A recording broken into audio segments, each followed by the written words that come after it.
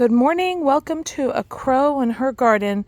Today is June 27th, and I'm just going to do a quick tour. It had been a good 2 weeks since we had a really good rain, and last night it rained all night, and so I'm just coming out just to see how much rain brings life to a garden.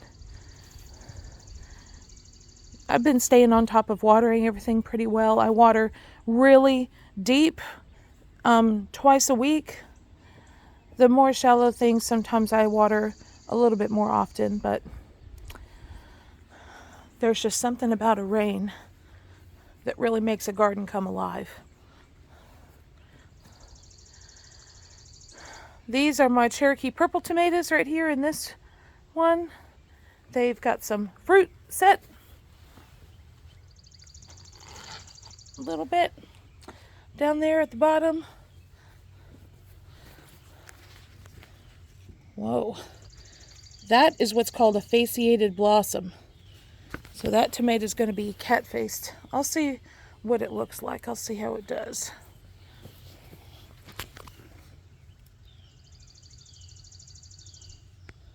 Don't know if that's going to do anything or not.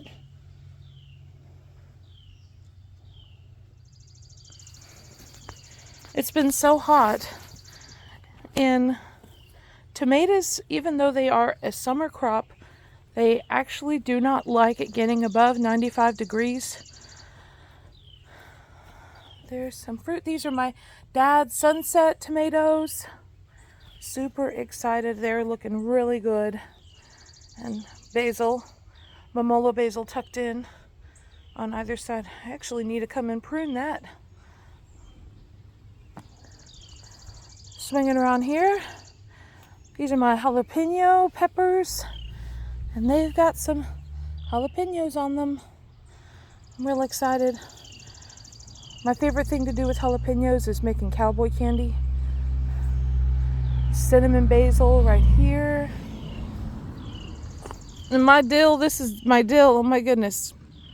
Definitely going to seed, but that is okay. When these seed heads, when they start forming seeds, each one of these little things will make a seed. I cut them, and some of them I save. You can use it as a spice, dill seed. A lot of them I will grab and shake loose all the seeds and just drop them back into the bottom of this garden bed here. So it will basically reseed itself. All of this dill came from seed that fell from last year's dill. So I did not plant any of this. It all reseeded, volunteered. My rosemary is looking beautiful. I love the smell of rosemary. It's so wonderful. I cannot wait till I can begin to start harvesting and using some of this. Letting it grow and get pretty established first. My sage, I need to cut it back. It went to seed, and the flowers are now spent and done. There's no more pollinators on them.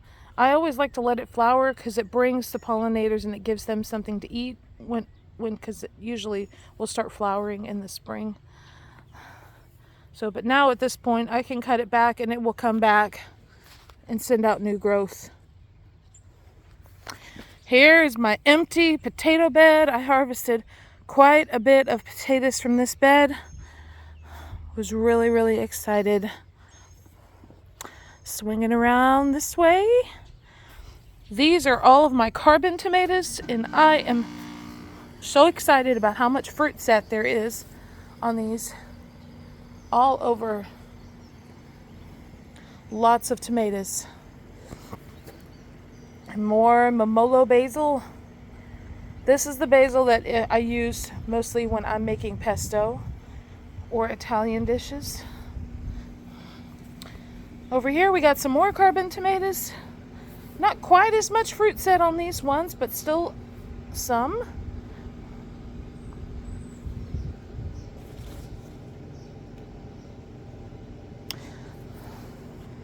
And this is holy basil right here.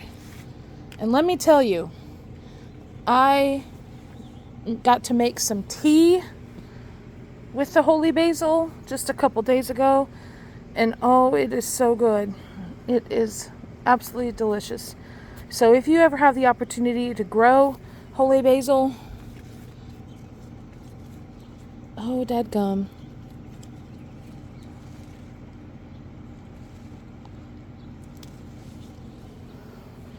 These are leaf-footed bug nymphs. Come on, focus.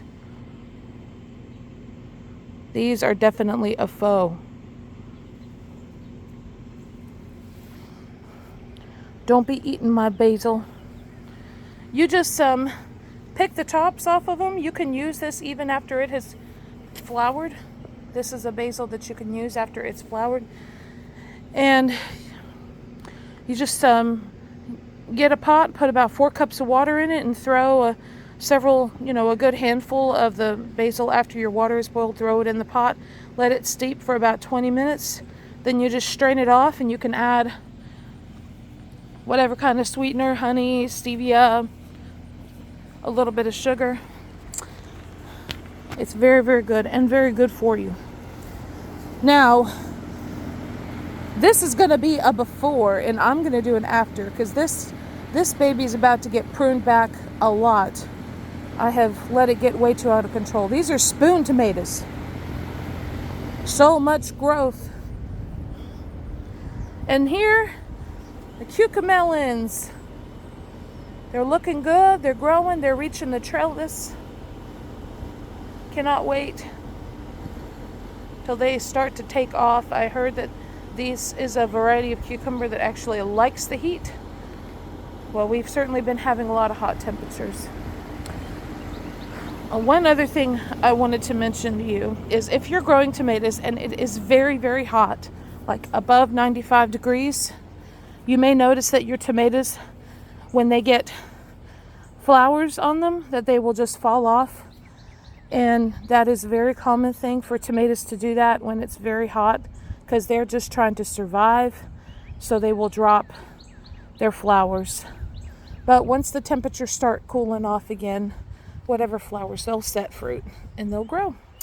Alrighty, this is a pimento pepper here, and this is a California Wonder Bell pepper here. I don't know how they're going to do. I just kind of threw them in here after I harvested my onions. There's another pepper over there. I believe that one is a pimento, but I cannot remember. I guess we'll find out. Now these are my yard-long beans, and this is the best time to come out and see them because of the flowers. They're so pretty. Remind me of irises.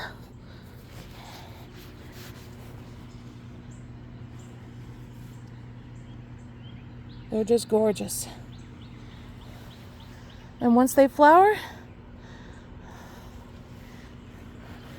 see, that's the flower right there. Then you start getting green beans. I harvested a few of these yesterday. I see some more I need to harvest today. I always like to come and just pull the flower.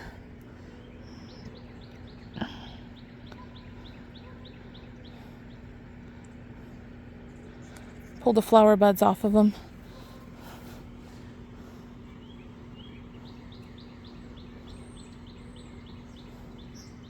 Yep.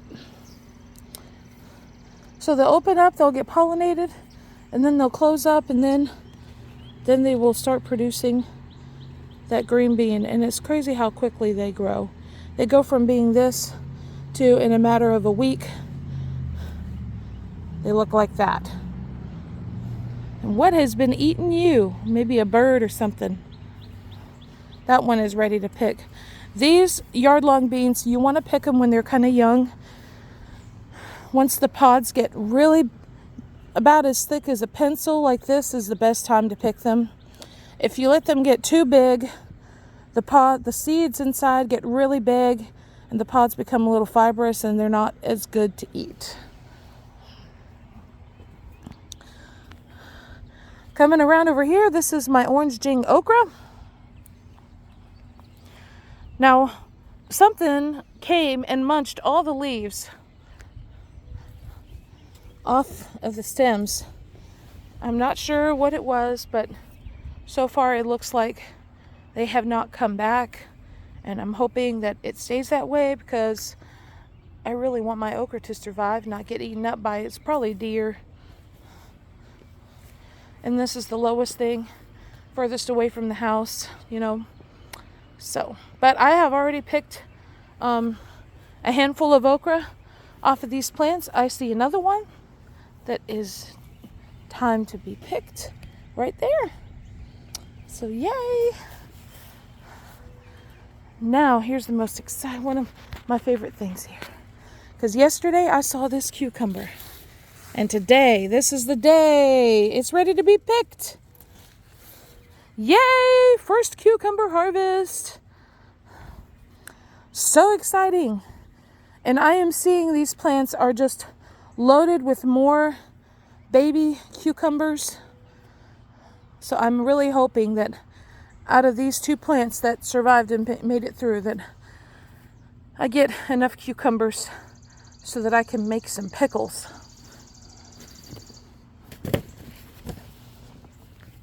Let's see, look down in here. So there's some right there. When you're growing cucumbers, you see 2 different kinds of flowers. This is a male flower. And you know it's a male flower because look at the stem. See that stem? That means it's a male flower. So, but as you search over the plant, the female flowers, let's see if I can find one. I see lots of male flowers, and usually that's kind of typical when they start to flower. First you're going to see lots of male flowers. Oh, here we go. This is a good one. Here is a female flower. And you know it's a female because behind the flower there's this bulbous part of the stem. And once this is pollinated, that will become the cucumber. Well, something pulled you off. I've been having to really keep track of keeping this pruned back to stay off of my peppers and more holy basil there. Because, like, for instance, here, they're creeping. So I either pinch them off or I cut them off.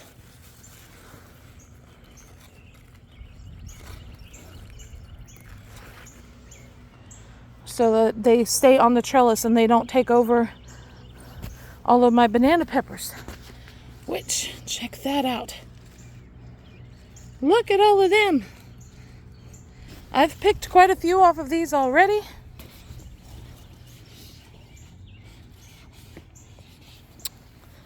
So, yep.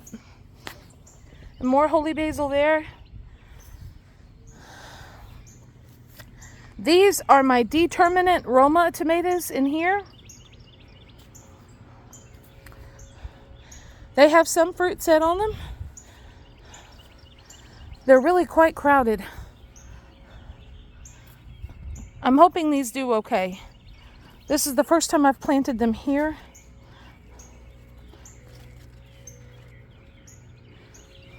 Oh wow, look at there's some fruit set back there.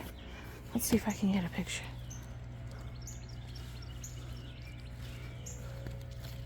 Some back in there. Right there. Kind of crowded, but when they start turning red, I should be able to see them. So determinate tomatoes. Look back there. Oop. Yay. Good morning. Good morning, how are you? So we'll see how they do. This is a new variety that I planted, different from the other ones. This is a Suprema Roma tomato. and I planted them in a different spot. They are definitely looking a lot better than the other tomatoes were, which is great. So we'll see how much of a harvest I get off of them. Let's walk back down here. Take another look at the mini white cucumbers from this angle. And then circling around over here, this is my one surviving Armenian yard-long cucumber. And it is beginning to take off a little bit. I see some flowers. They all seem to be male flowers at this point right now, so hopefully I'll get some female flowers on there and get some fruit set.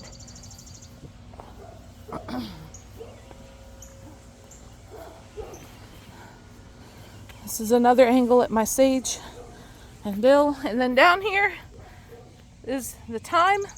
I planted this because my other thyme that was here died. So hopefully this will spread and grow and do really well. Now these are my Berries Crazy Cherries. They do have some fruit set on them, which is great. I have some work that I need to do pruning some of the suckers off, but really once they get past a certain point, I kind of let them go crazy once they get to closer to the top of the trellis. And then around here, these are my Rosella cherry tomatoes. I let these come and grow out here and have attached them to these strings here, but I'm almost wondering if that was a good idea, because I've got a basil plant under there and I wonder if it's going to be getting enough sun. So we'll just have to see what happens. But they are doing great. Definitely got some fruit set on them.